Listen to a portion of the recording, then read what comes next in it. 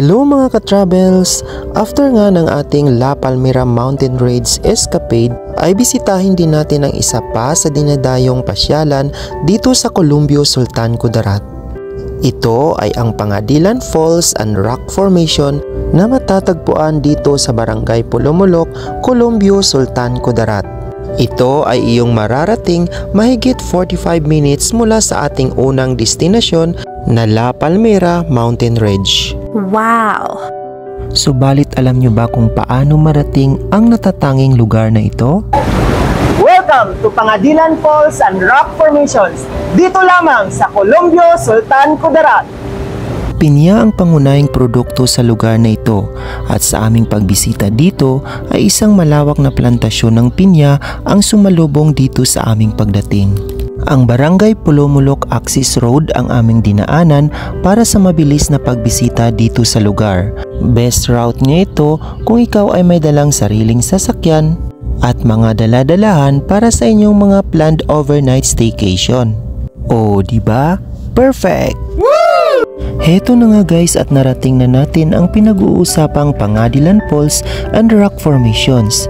Isang tahimik at payak na pamumuhay ang makikita dito. Limited nga lang ang mga kabahayan dito pero sobrang accommodating ang mga taong nangangalaga dito sa lugar. Tingnan nyo naman guys, sinamahan kami habang kami ay nagsushoot ng bidyong ito.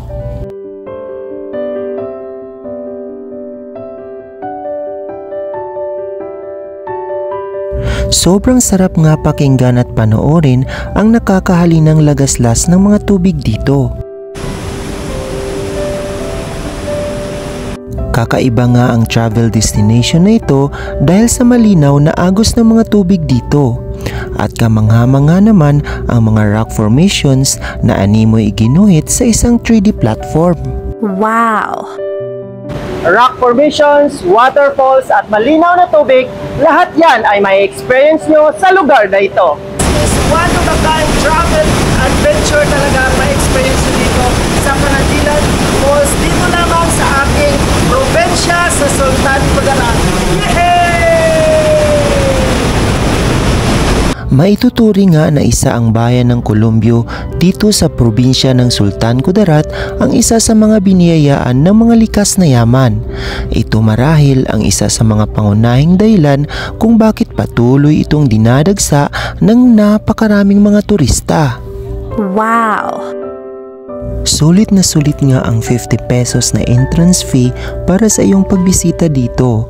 Ang kanilang native style cottage naman ay nagkakahalaga ng 200 pesos. Samantala, kung kayo ay may mga personal na katanungan ay bisitahin lamang ang kanilang Facebook page. O di kaya ay tumawag dito sa kanilang official mobile number.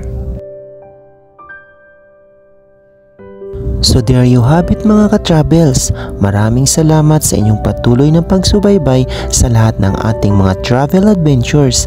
Hanggang sa muli. Salamat!